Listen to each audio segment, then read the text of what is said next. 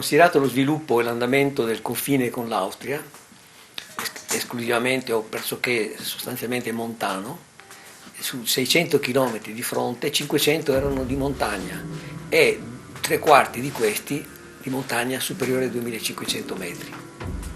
Ora, bisogna considerare che dopo qualche mese, la prima guerra mondiale, già nel 1914, aveva dimostrato la superiorità della difesa rispetto all'offesa.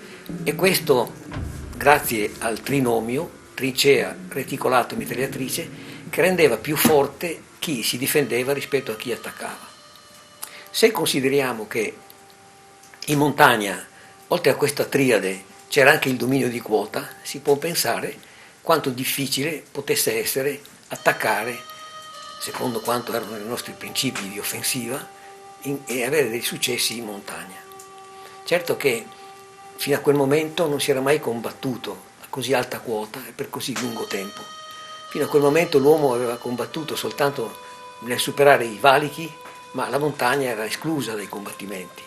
Qui invece l'uomo dovette vivere, soggiornare, sopravvivere in quell'ambiente per lunghi mesi. Ci volevano equipaggiamenti, addestramenti, tecniche di operazioni e anche mentalità diverse da quelle che si adoperava in pianura. E in questo senso gli alpini scontarono alquanto questa forma di impreparazione dal punto di vista non tecnico, non di addestramento, ma di mentalità di chi li comandava al di là delle truppe alpine.